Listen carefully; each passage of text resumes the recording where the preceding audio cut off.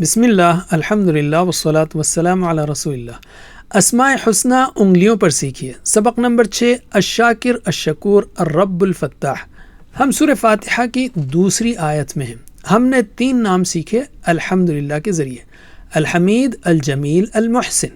اب ہم مزید 2 نام سیکھیں گے الحمدللہ کے ذریعے، کیونکہ الحمدللہ کا دوسرا معنی ہے سارا شکر اللہ کے لیے ہے۔ تو شکر سے متعلق اللہ کے 2 نام ہیں، الشاکر، الشکور، شکور نہیں، الشکور۔ اب ان کی کچھ تفصیل لیں گے، کیونکہ ان کے معنی شکر کرنے والا نہیں بلکہ کچھ اور ہے۔ الشاکر، قدر کرنے والا، بدلہ دینے والا۔ فإن اللہ شاکر علیم، پس اللہ قدرداں ہیں اور انہیں خوب جاننے والا ہے۔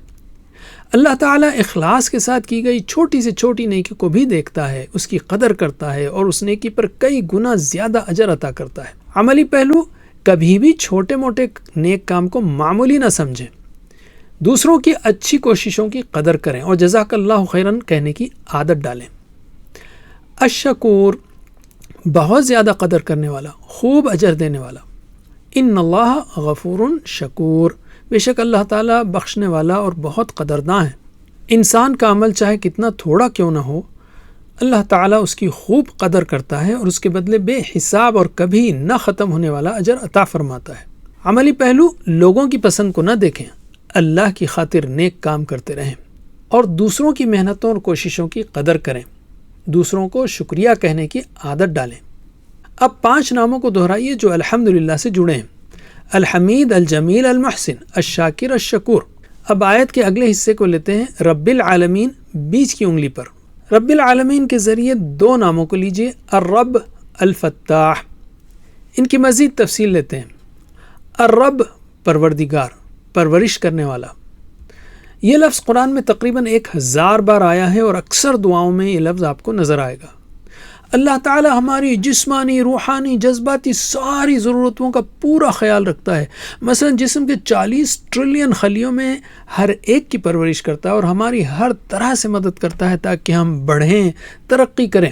عملی پہلو، کامیابی اور ترقی ملنے میں دیر ہو تو پریشان نہ ہو، بلکہ خود کو اللہ کی نگرانی میں محفوظ سمجھیں۔ ربنا اور ربی والی دعائیں یاد کریں اور انہیں بار بار پڑھتے رہیں، اور ان لوگوں کی اچھی طرح دیکھ بھال کریں جن کی تربیت، خرچ یا دیکھ بھال کی ذمہ داری آپ پر ہے۔ الفتاح، خوب کھولنے والا، فیصلے کرنے والا۔ اللہ تعالیٰ تمام بند راہوں کو کھولتا ہے اور ہر طرح کی رکاوٹوں کو دور کرتا ہے۔ وہ بالکل صحیح وقت پر دلوں، راستوں اور نتیجوں کو کھولتا ہے۔ عملی پہلو، جب تمام راستے بند لگیں تو اللہ کی طرف رجوع کریں اور ہدایت و آسانی کی دعا مانگیں۔ مشکل یا دیر ہونے پر مایوس نہ ہوں اور جب آسانی ملے تو خوب شکر ادا کریں۔ لوگوں کی مشکلات دور کر کے ان کی مدد کریں۔ تو بیچ کی انگلی کو ناخن سے چبھائیے اور دہرائیے، الرب الفتاح، الرب الفتاح، الرب الفتاح۔